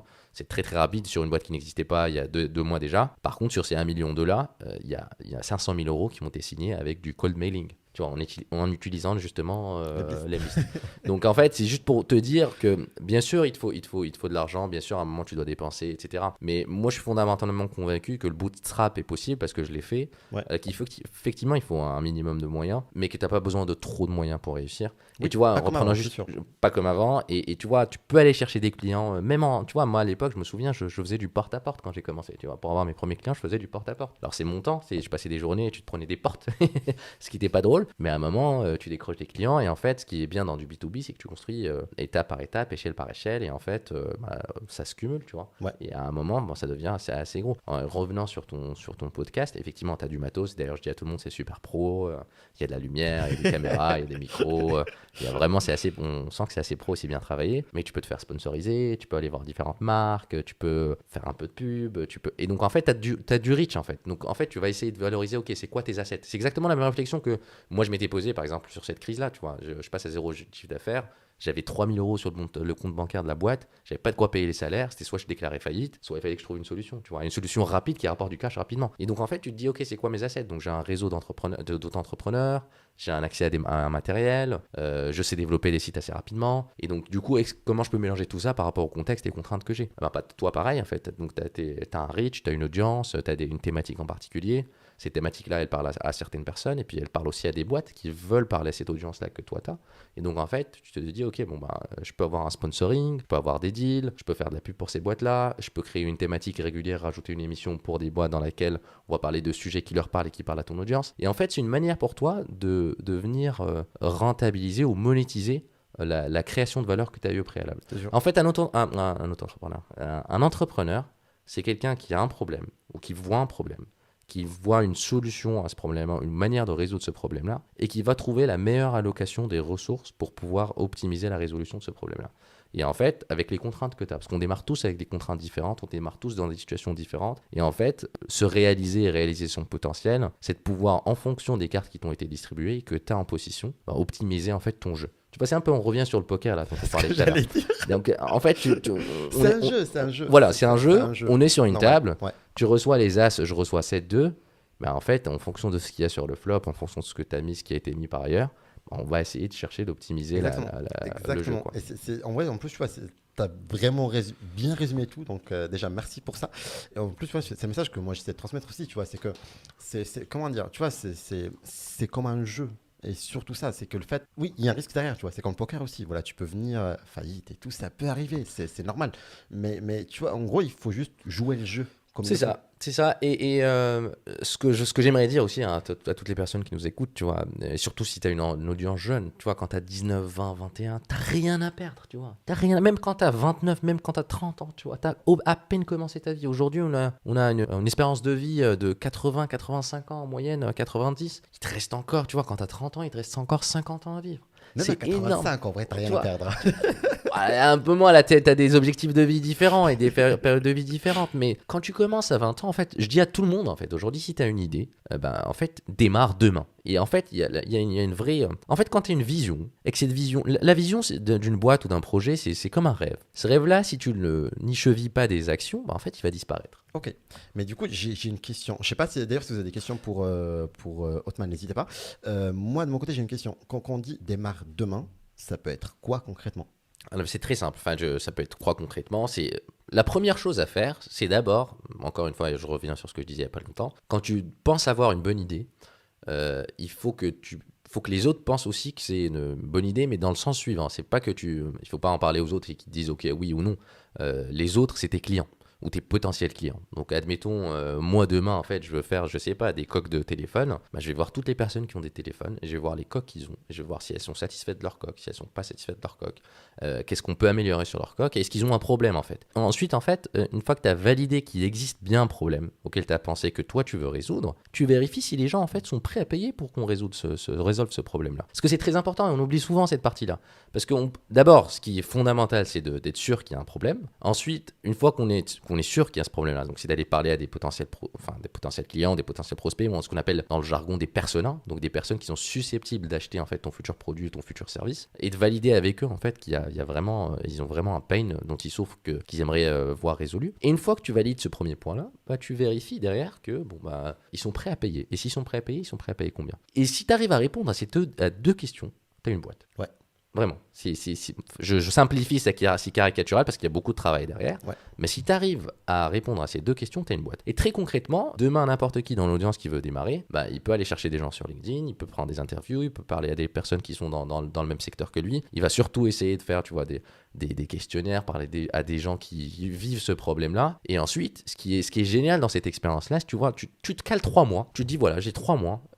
Et sur ces 3 mois-là, voilà comment je les ventile, avec des étapes vraiment granulaires. Donc voilà sur ce que je fais sur la première semaine. Et tes mois, en fait, tu les cales en sprint d'une semaine. Et donc sur chaque semaine, tu as un sprint avec un certain nombre d'actions que tu dois faire, avec des objectifs à atteindre, qui vont te permettre de débloquer les phases suivantes. Et chaque semaine, tu vas itérer là-dessus. Et tu te dis, ok, qu'est-ce que j'ai appris ? Est-ce que j'ai validé mon hypothèse ? Est-ce que je suis sur le bon chemin ? Est-ce que j'ai besoin de creuser davantage ? Est-ce que valider oui, non ? Donc j'avance. Et voilà la deuxième hypothèse, voilà la troisième hypothèse. Et en fait, petit à petit, tu construis. Et à minima, si tu te rends dans tout ça et que tu te dis, ok, la vision que j'avais au départ, c'est pas la bonne, ou l'hypothèse en fait que j'ai fait du marché au départ n'était pas la bonne, tu auras énormément appris. Tu auras déjà construit une capacité d'exécution, une méthode qui demain te servira dans le fait de faire autre chose. Et en fait, c'est ce qui est génial. Tu vois, à 19 ans, 20 ans, tu as une énergie monstrueuse, tu as la fougue, tu as envie voilà, tu as une ambition, tu as aussi parfois un peu beaucoup de confiance en toi. Mais il faut aller chercher utiliser tout ça à bon escient, avec beaucoup de détermination, avec beaucoup de résilience, avec de la méthode. Et c'est très très important, j'insiste sur la méthode là-dessus, parce que ça va te permettre d'avoir des résultats et au minimum, tu vas apprendre. Tu te foires demain, tu vas apprendre. Ok. Et ça, c'est important. Ok, génial. Ça marche. Mais dis, je te confirme que c'est ça, effectivement. C'est Ethereum Name Service, c'est exactement ça dont je te parle. Ouais, qu'est-ce que j'avais dit? En plus, il a posté autre chose. Aujourd'hui, il y a énormément d'aide pour les startups et tu peux innover avec tes partenariats à côté, par exemple. Ouais, en vrai, je pense qu'il y en a pas mal. Même d'un point de vue aide et financement, c'est cool. Après, voilà, il ne faut pas non plus trop se reposer sur le financement parce que sinon, c'est. Le financement, c'est beau. On a énormément de chance aujourd'hui en France parce qu'on est un des seuls pays à proposer des financements de cette envergure-là aussi facilement à des boîtes. Il n'y a aucun pays en France, au monde, dans lequel tu peux démissionner de ton job, avoir une rupture conventionnelle, être payé par l'État 18 mois ou 24 et pouvoir lancer ta boîte et prendre le risque de le faire. C'est exceptionnel. C'est juste exceptionnel. C'est vraiment un terrain fertile à la création de boîtes et à l'innovation avec de nouvelles idées. Bien sûr, avec toutes les aides qu'il y a, mais je veux vraiment insister là-dessus. On a souvent cette appréhension-là en disant je ne peux pas monter une boîte parce que je n'ai pas encore suffisamment d'argent, il me faut beaucoup plus d'argent. En fait, non, un entrepreneur, c'est quelqu'un, encore une fois, qui a des cartes, donc qui a des contraintes et qui va essayer d'optimiser selon ses différentes situations et l'allocation qu'il peut en faire. Et en fait, il faut d'abord démarrer et les solutions arrivent en cours d'eau. C'est des solutions que tu n'arrives pas à voir au départ parce que tu n'as pas encore démarré. Il y a des compétences, il y a de la valeur qui n'est pas encore créée que tu pourras monétiser. Tu vois, si demain, toi, tu voulais encore expand un peu ce podcast-là et avoir un peu plus de matos ou un espace plus grand ou autre, bah, t'aurais pas pu y arriver si t'avais pas construit l'audience que tu as aujourd'hui. Ouais. On en a cherché un sponsor. Mais vu que tu l'as fait... La régie surtout. La régie aussi. Vu que tu l'as fait, que tu commences à avoir un peu de reach et que tu commences à avoir une communauté, tu as créé une richesse qui n'existait pas au préalable. Et cette richesse-là, tu l'as capturée et quand tu vas la valoriser, bah, en fait, tu vas aller venir la monétiser pour t'aider à atteindre une étape suivante. En tout cas, là, je pense qu'il y en a plein là qui nous regardent, qui me suivent depuis un bon moment et qui savent un peu comment ça a évolué de tout début. Ça n'a rien à voir. C'était du n'importe quoi, l'ordi qui s'éteint au cours de la route et tout. Et puis voilà, maintenant ça a changé, maintenant c'est un peu plus pro. On essaie d'évoluer quand même au fur et à mesure. Oui, qu'est-ce qu'on dit? Il faut aussi exploiter son réseau, chercher des mentors. Absolument. Ouais, le réseau est important. Je pense, j'en suis fondamentalement convaincu. C'est assez bateau comme phrase, mais on est vraiment, d'ailleurs Mathieu Stéphanie le dit souvent, on est vraiment la moyenne des 5 personnes qu'on fréquente. Et je pense, et on en parlait aussi avant de démarrer l'émission, je pense une des qualités très très sous-estimée chez un entrepreneur, c'est sa capacité à s'entourer. Il y a à compétences équivalentes, à intelligence équivalente, un entrepreneur qui sait s'entourer réussira 1000 fois plus qu'un entrepreneur qui ne sait pas s'entourer. Et donc la capacité à construire un réseau, à avoir des relations sociales, à être toujours aussi pas nécessairement intéressé, c'est-à-dire pas en se disant ok, cette personne-là va m'apporter telle ou telle chose. C'est juste être vraiment sincèrement curieux à l'égard des autres, parce que chaque personne a une histoire, chaque personne a quelque chose à te raconter, et chaque personne, que tu le veuilles ou non, a quelque chose à t'apprendre. Tout comme toi, tu as quelque chose à apprendre aux gens. Mais une fois que tu réussis à avoir et à tisser un réseau suffisamment dense, en fait, tu as des effets d'échelle que tu ne sous-estimes pas au départ. Donc c'est très important d'être très conscient de ça, bien en amont, d'entourer des gens qui sont dans le même mindset que toi, qui t'encouragent, et d'être vraiment dans des environnements qui te poussent à aller, bien sûr, te dépasser, à prendre du risque, et qui ne le blâment pas. Malheureusement, c'est aussi une tradition très franco-française. On aime bien mettre des gens dans des étiquettes, on n'aime pas trop prendre de risques, on est assez averse là-dessus. Et en fait, on n'encourage pas l'entrepreneuriat, enfin en tout cas jusqu'à très récemment, on n'encourageait pas beaucoup l'entrepreneuriat. Et des fois, dans des cercles sociaux, dans des familles, on a du mal à comprendre pourquoi tu as envie de faire de l'entrepreneuriat alors que tu peux prendre le confort d'un CDI et faire une carrière. Mais ça, c'est le monde d'avant en fait. C'est pas le monde d'aujourd'hui. Aujourd'hui, on a des ambitions différentes, on a des cadres de vie différents, on a des volontés différentes, un idéal différent. La société n'est plus la même que celle que nos parents ont connue. Il faut s'entourer de gens qui comprennent ce mindset-là et qui veulent et qui promeuvent en fait cette volonté d'aller faire, d'aller chercher, d'aller créer, et par créer, j'entends vraiment de la richesse au sens large ou de la valeur au sens large. Et en fait, c'est ce qui permet de venir apprendre. Tu vois, par exemple, on reprend l'exemple du call de tout à l'heure avec Guillaume. Par Guillaume, quand on a démarré tous les deux, chacun avait plus ou moins quelques boîtes dans ses bagages, mais on a vraiment énormément appris. D'ailleurs, on a appris énormément l'un de l'autre, tu vois. Je me souviens très bien des cafés qu'on prenait où il y avait des galères, par exemple, chez moi en ressources humaines ou chez lui, ou des galères de financement. Voilà. Et en fait, tu vis avec des gens qui vivent les mêmes problèmes que toi. D'abord, donc ça te rassure parce qu'ils te comprennent. Et ensuite, ils te donnent une perspective que tu ne vois pas nécessairement. Tu leur donnes une perspective que tu ne vois pas nécessairement. Et c'est cette entraide-là et ce réseau-là qui t'aide à grossir. Et bien sûr, des mentors sur la deuxième partie de Mehdi. Parce que tu as des gens qui sont passés par les mêmes contraintes que toi, par les mêmes obstacles, et qui les ont résolus. Ouais. Et donc en fait, si tu peux aller voir quelqu'un qui demain et avoir un mentor qui te dit en fait non, au lieu de faire ça, en fait tu peux juste faire ça, en fait ça t'évite de perdre du temps. C'est sûr. Et en parlant de réseau, tu m'as très très bien introduit la prochaine partie parce que du coup on a un deuxième call avec quelqu'un de ton réseau que tu connais normalement. C'est pas Guillaume une deuxième fois, donc t'inquiète pas. Voilà. Et ça sera évidemment après le jingle.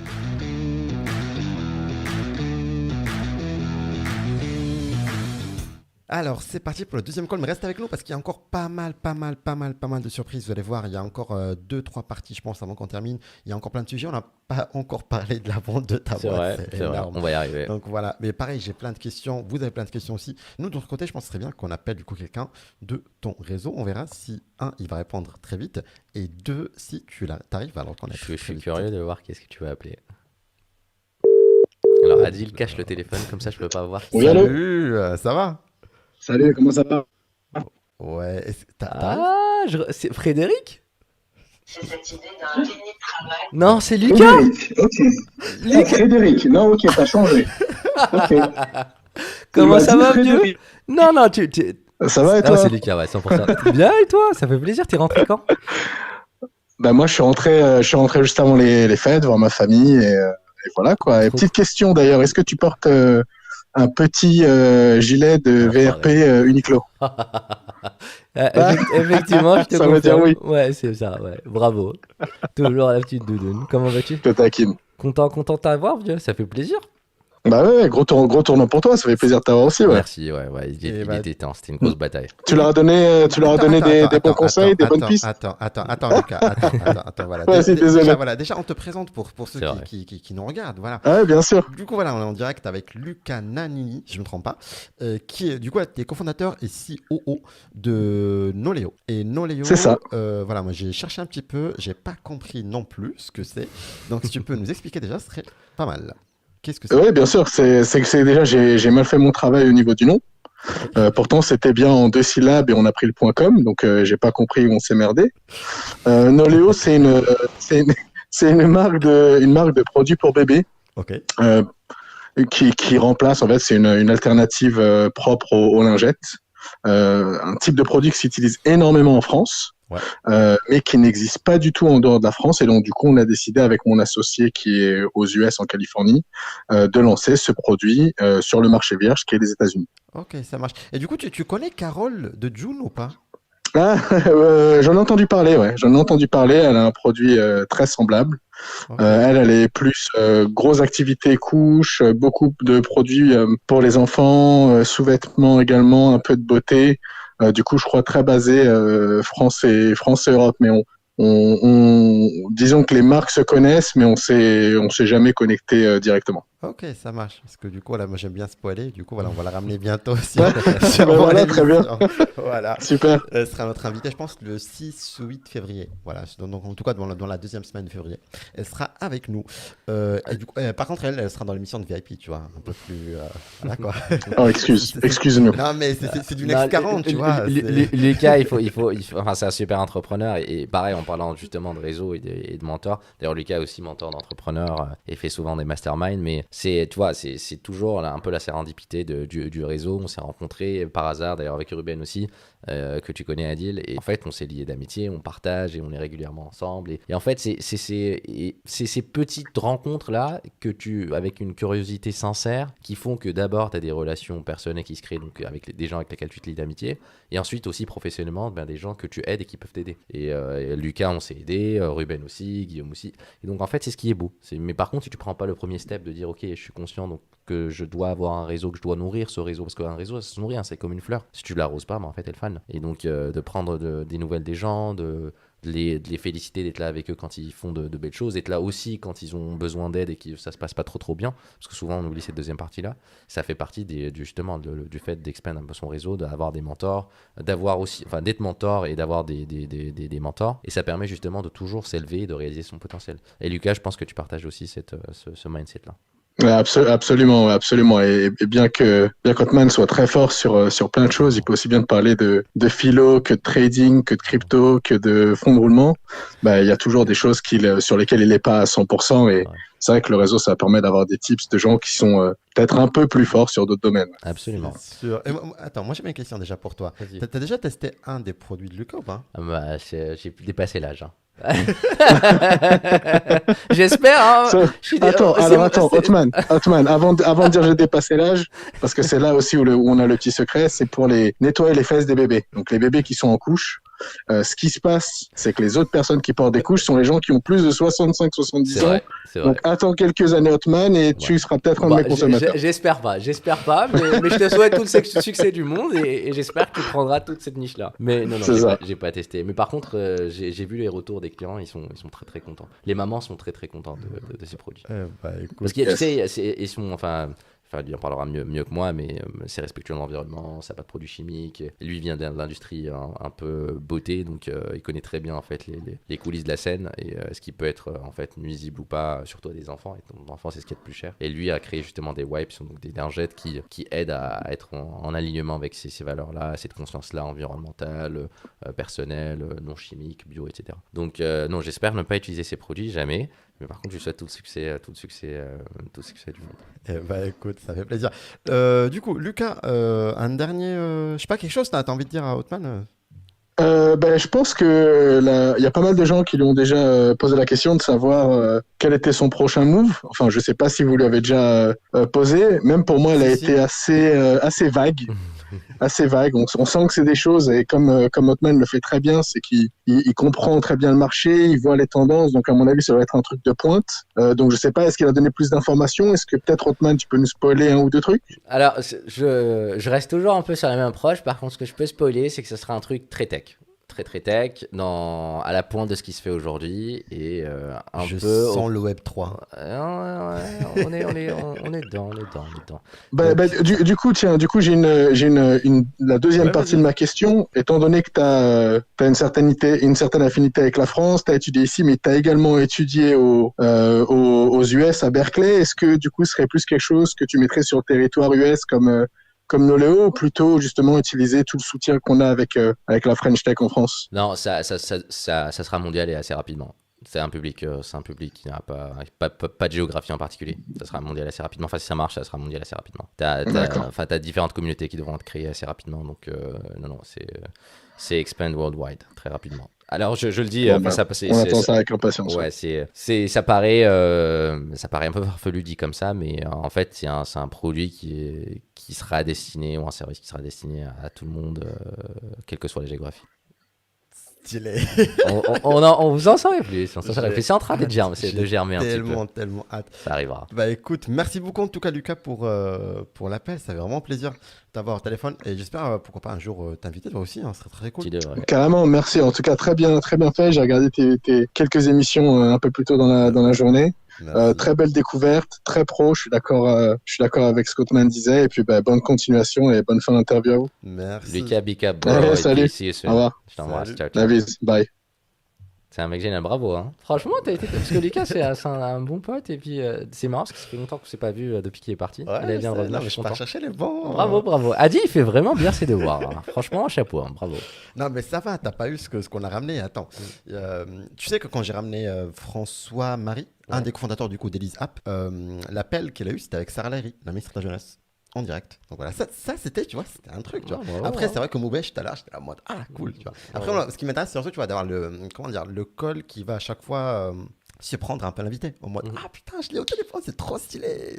C'est cool. Et c'est ça, c'est juste créer un peu ces moments. Parce que je sais que les podcasts classiques, il n'y a pas ça, tu vois. T'arrives, tu parles ta vie, c'est cool, mais. Non, ça ajoute une touche humaine et réelle d'ailleurs. Surtout qu'on est. Enfin, moi, je savais pas du tout d'ailleurs qui t'allait appeler. Et je suis arrivé pour la petite histoire pour le public. Et il me dit, bon, en fait, Hotman, t'auras 2 surprises aujourd'hui. Je lui dis, quoi? Il m'a dit, ça sera 2 appels avec des personnes de ton réseau que tu connais. Et j'avais aucune espèce d'idée parce qu'Adil, je le connaissais pas au préalable avant d'être invité à son podcast. Et je me dis, quelle personne peut-il bien appeler de mon réseau? Et c'est assez marrant parce qu'il appelait Guillaume, que j'aime beaucoup, et Lucas aussi, que j'aime beaucoup. Écoute, ça fait plaisir. Mais il faut surtout remercier Ruben parce que c'est lui qui était derrière les deux. Donc, big up Ruben. Ouais, il est excellent ce gars. Du coup, on reprend le sujet avec la vente de ta boîte. Ouais. Déjà, en vrai, j'ai trop de questions et je pense qu'il y en avait plein. Moi, j'avais déjà une question de quelqu'un qui me l'a transféré. Je sais pas, Léonard, si c'est toujours là ou pas. Mais en gros, il m'avait envoyé le fait que tu as entre 0 et 3 millions d'euros de chiffre d'affaires en 3 ans. C'était ça. Est-ce que ça impacte vraiment la rentabilité de la boîte et du coup le fait de la vente aussi? Alors, en fait, la réponse est dans la question. Plus tu as de chiffre d'affaires, naturellement, si tu arrives à préserver tes marges et que tu arrives à préserver tes structures de coûts, naturellement, tu as plus de rentabilité. Donc ça, c'est juste un calcul mathématique. Ensuite, la valeur de la boîte, c'est une autre histoire. Parce que quand tu veux valoriser une boîte, il il y a plusieurs approches et plusieurs manières. L'approche la plus classique, c'est une valorisation comptable. Tu as un actif et un passif, et tu valorises ton actif, ton passif, et ça te crée une valeur de ta boîte. Donc c'est une valeur comptable, mais ça n'a pas trop de sens quand tu as une boîte avec la technologie, avec une approche différente sur le marché, avec une base clientèle, avec différentes caractéristiques. Et en fait, tu peux avoir aussi des approches, on va dire, purement financières et non pas comptables, c'est différent. Purement financière, c'est tu dis, ok, j'ai un chiffre d'affaires et une croissance. Et en fait, en fonction de cette croissance-là, je vais pouvoir atteindre tant de chiffre d'affaires au bout de 5 ans, ou au bout de 7 ans. Et donc, tant de chiffre d'affaires au bout de 5 ans, au bout de 7 ans, ça va laisser tant de marge. Et donc, en fait, tu as ce qu'on appelle un EBITDA, un excédent brut d'exploitation. En gros, c'est un résultat net avant impôt et amortissement. Et en fait, classiquement, dans le milieu financier, ce qu'on fait, c'est qu'on valorise la boîte à un multiple de cet EBITDA-là. Ok. Donc, en gros, je dis n'importe quoi. Pour rester très simple, tu fais 1 million d'euros de CA, tu as 100 000 euros d'EBITDA. La moyenne du secteur, c'est que tu vends de la boîte à 7 fois l'EBITDA, donc ta boîte, elle vaut 700 000 euros. Si pareil, demain, tu as une boîte qui fait 100 millions, bah, c'est la même logique qui s'applique. Des fois, avec plus ou moins de premium, avec plus ou moins de. Enfin, le multiple peut changer selon les caractéristiques propres de ta boîte. Donc, ça, c'est une approche financière. Et généralement, ces boîtes. Et on a juste une question par rapport à ça. Est-ce que le contexte sanitaire n'a pas rendu la valo de la boîte un peu plus compliquée? Alors, non. En fait, dans mon cas en particulier, là, je comprends que la question puisse être posée, mais dans mon cas en particulier, non, parce que la crise sanitaire a permis pour moi de développer une activité en parallèle. Il y a un spin-off qui est Hippocrate, qui a été juste ultra méga rentable en très très très peu de temps et qui est devenu une activité pérenne au fil du temps. Donc en fait, ça n'a fait que renforcer la boîte au fur et à mesure de son avancement. Okay. Donc pas du tout.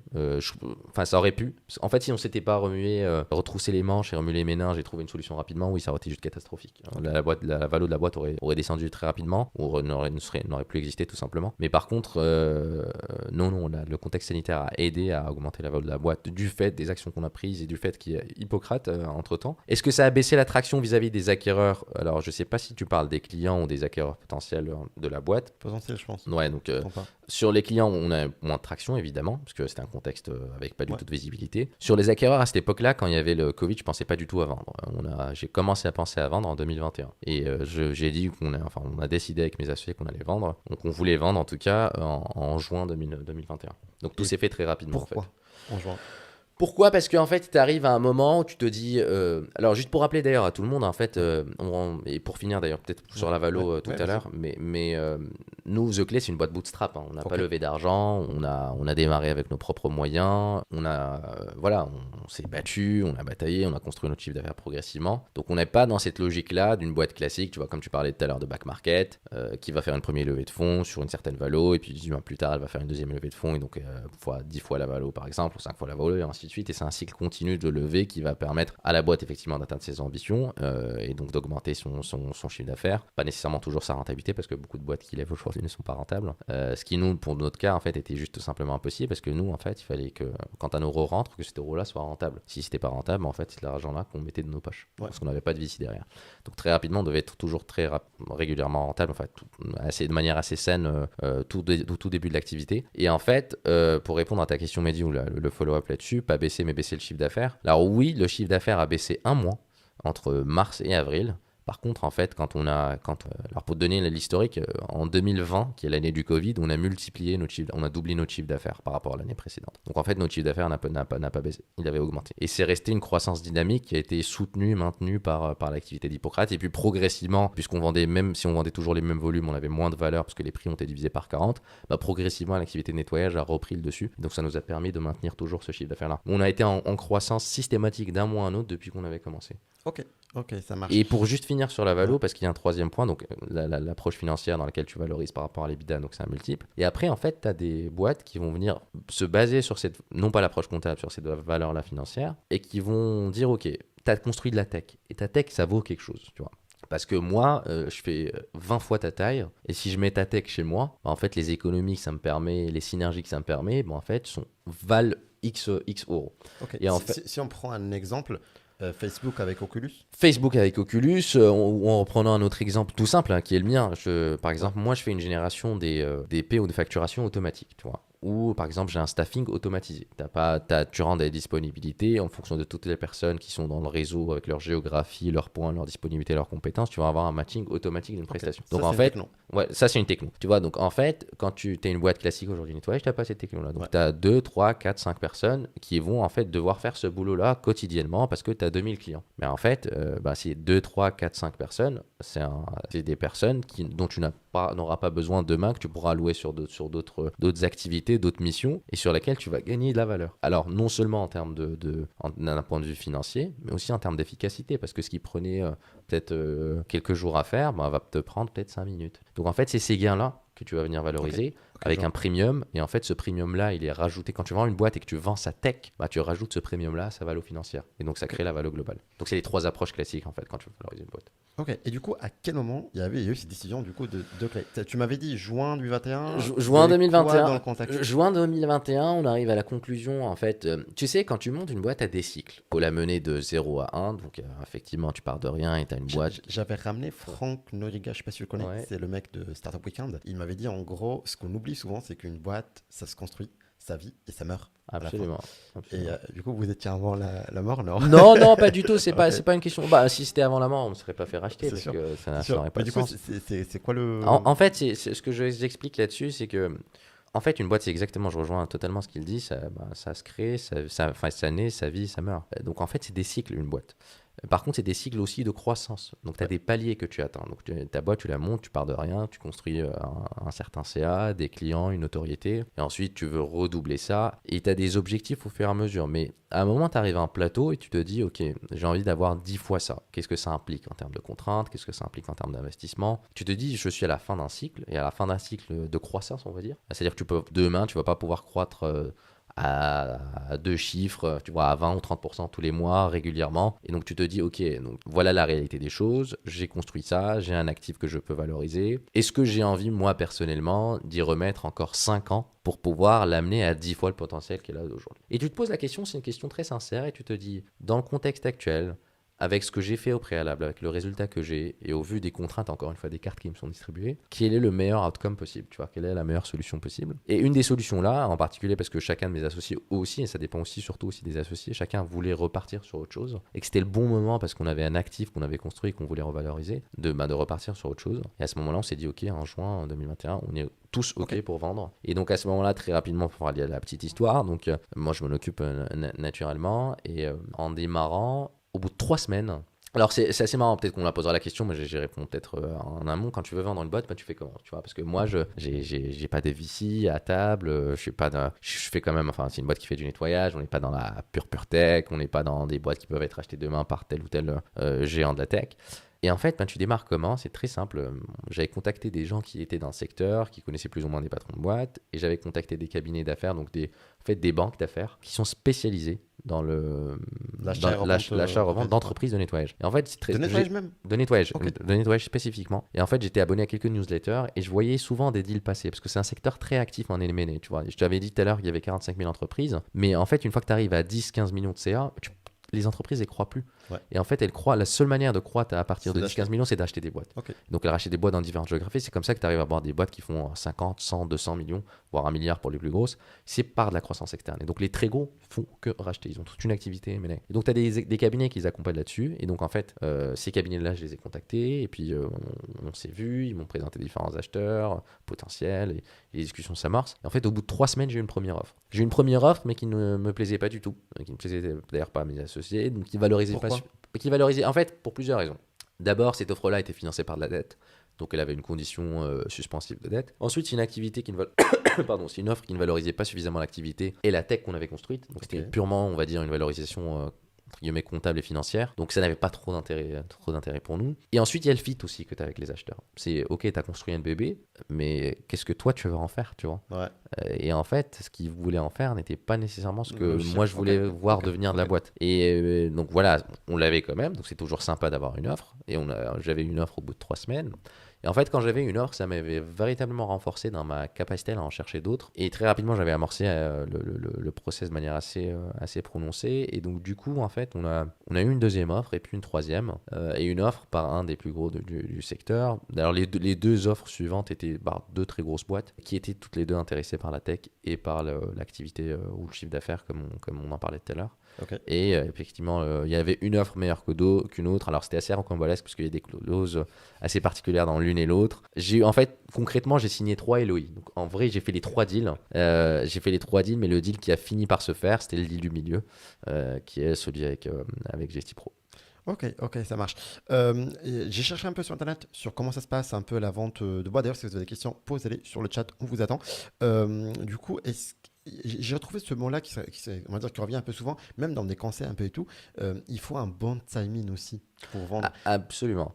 Absolument. En fait, tu sais, c'est l'histoire du cycle. Ouais. C'est que, tu sais, tu peux... Mais du coup, concrètement, c'est quoi le bon timing? le bon timing dépend de... Je pense pas qu'il y a une recette. Non, il n'y a pas de recette. Voilà. Il y a pas de recette. Mais par contre, il y a des dépendances. Le Ouais. bon timing dépend de 2 choses. Dépend de toi, donc Ouais. de ce que tu as construit, de ce que tu espères en tirer. C'est quoi tes objectifs, en fait, de la boîte? Quand tu montes une boîte, tu la montes parce que tu as des objectifs, tu as une ambition, mais tu veux aussi, tu attends quelque chose en retour. Et en fait, sur ce que tu attends en retour, en fait, tu te poses la question, qu'est-ce que tu en attends en retour, dans quelle envergure? Donc, ça dépend vraiment de toi, dans un premier temps, et puis de toi aussi, dans le sens où, qu'est-ce que tu es prêt à mettre? Quelle énergie tu as à mettre dans cette boîte-là, encore dans son devenir? Et donc, ça, c'est très personnel, et ça, c'est plutôt la discussion entre tous les associés, introspective et puis collégiale entre eux. Et ensuite, par rapport au marché, une boîte, tu peux par exemple Clubhouse, on prend Clubhouse, on en parlait tout à l'heure. Clubhouse, tu en parles en 2020, ils ont levé 100 millions en 6 mois, 8 mois. Ouais. Aujourd'hui, ils peuvent pas relever la même chose parce que c'est pas la même traction. Et c'est ça le time to market, c'est qu'à un moment, il arrive un moment où tu as un ensemble de conditions qui vont s'aligner. C'est un peu l'alignement des étoiles en fait. Et tout est bon et tout est ouvert pour que tu puisses réaliser une action.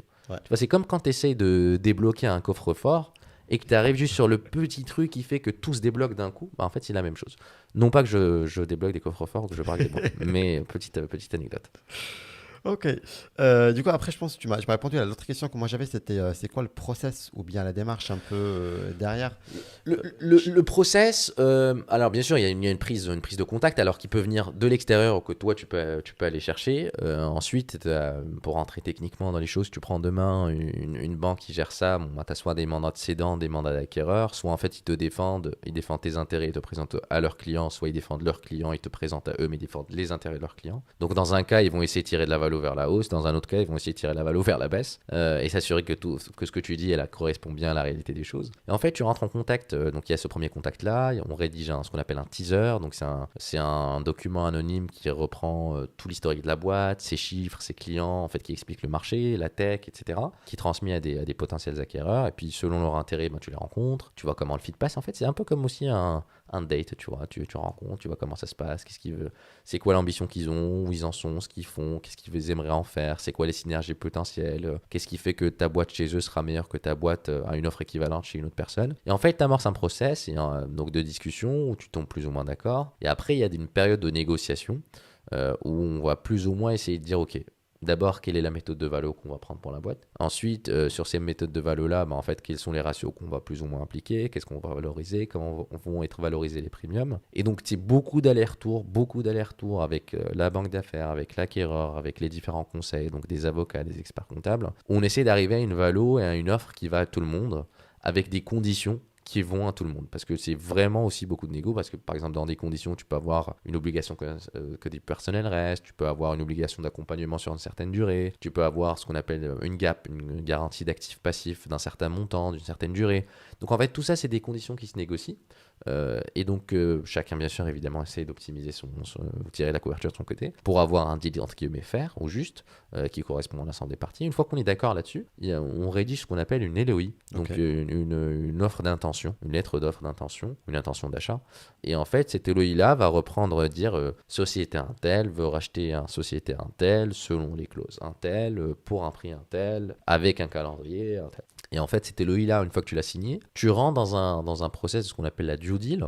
Et en fait, la due deal, c'est là en fait où les gens viennent fouiller dans ta cuisine pour voir si ce que tu leur as raconté correspond bien à la réalité. Okay. Et donc, on va venir voir tes clients, tes chiffres d'affaires, on va parler à tes clients, on va voir tes indépendants, on va voir la rentabilité que tu as de ton activité, on va voir tes bilans, on va parler à ton expert comptable.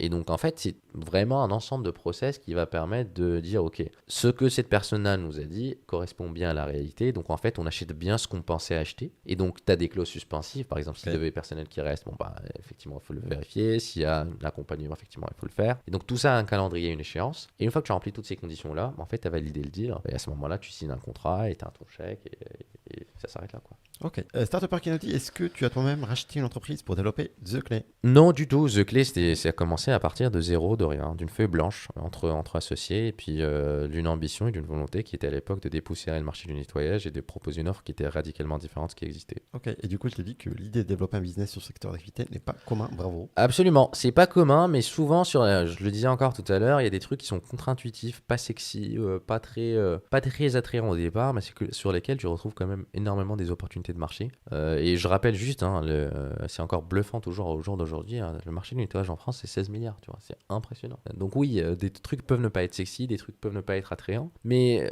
il faut faire ses devoirs, il faut dire ok, qu'est-ce que je peux en tirer, parce que c'est toujours sympa d'être dans l'ère du temps, et effectivement tu parlais tout à l'heure de Web3 et dire je lance une boîte dans le Web3 ou de parler du SaaS, c'est très beau, hein, c'est très bien, et ça parle à beaucoup de monde, mais il y a des choses qui ne sont pas nécessairement très connues, donc qui sont hors sentier battu et qui parfois ont des opportunités avec potentiel qui est très intéressant. C'est sûr. Léonard qui nous dit, quand tu as créé The Clay, tu avais déjà en ligne de mire la revendre ou c'est arrivé naturellement au fil du temps? Non, en fait, pas vraiment. Alors, tu sais, quand tu montes une boîte, c'est ce que je disais tout à l'heure, tu la montes parce que tu as des raisons à toi. Donc, évidemment, le meilleur cas de figure quand tu montes une boîte, c'est de pouvoir la revendre. Ou pas nécessairement en fait, parce que tu vois, une boîte comme Facebook, Mark Zuckerberg ne voudra pas la revendre, tu vois. Ou une boîte comme Snapchat, Evan Spiegel, il y a une offre de rachat, il l'a pas revendu. Netflix, pareil. Donc il y a des boîtes qui n'ont pas vocation à être achetées, et que toi, quand tu montes une boîte, en fait, tu la montes pas pour te dire, ok, c'est une transaction, je vais monter un business et je vais le revendre. Tu montes une boîte parce que tu as fondamentalement et intimement la conviction que tu as un problème, tu as spoté un problème que tu peux résoudre, et tu te dis ensuite en cours de route, selon ce que je peux en faire et selon les conditions, et puis aussi personnellement, hein, psychologiquement, physiquement, avec tes associés, en fait, quelle est la meilleure allocation de ton temps, qu'est-ce que tu es prêt encore à mettre dedans, et tu te dis, voilà, c'est un peu l'alignement des planètes tout à l'heure dont on parlait, et tu te dis, ok, est-ce que c'est le bon moment, est-ce que c'est la fin d'un cycle ou pas. Donc, est-ce que je l'ai monté avec une ligne de mire déjà de vendre la boîte? Non. Je pensais à vendre peut-être 5 ans ou 10 ans plus tard, éventuellement, si j'avais une offre, mais j'ai vendu beaucoup plus tôt que prévu, et c'est très bien, et j'en suis très content, et c'est arrivé naturellement, comme tu dis, au fil du temps, parce que tu as un alignement des planètes, et tu as 3 offres en l'occurrence, et tu te dis, ok, est-ce que je continue ou je reste? Et moi, je voulais effectivement clore ce chapitre-là, qui était un chapitre très très intense de ma vie, parce que c'était très sportif de monter cette boîte-là, c'était de l'opérationnel, gérer des gens, c'est très très compliqué. Être dans des métiers où l'exécution doit être toujours en excellence, c'est très très compliqué. Donc c'était très très sportif pour moi, et je voulais passer aussi à autre chose, et j'estime que j'ai appris à hauteur de ce que je voulais apprendre et j'ai développé à hauteur de ce que je voulais développer, et que c'était le moment de partir sur un nouveau cycle de développement pour aller chercher davantage d'upside. Ok, ça marche. Bon, en tout cas, merci beaucoup, beaucoup pour tous ces réponses. Franchement, en tout cas, moi, j'ai pris plein de choses. Je pense que là, pour tous ceux qui ont regardé depuis le début, il y a eu pas mal de choses. Tu m'as donné pas mal de petits contenus quand même à reposter par la suite. Donc, merci pour ça. Est-ce que tu as déjà un dernier mot avant qu'on... Je suis très content. C'est le premier podcast que je fais dans cette setup-là sur Twitch. Donc, assez agréable comme expérience. Enfin, même très agréable comme expérience. Très bien hosté par Adil. Merci beaucoup pour l'invite. Je suis très content d'avoir pu échanger avec ta communauté. Elle est cool, hein.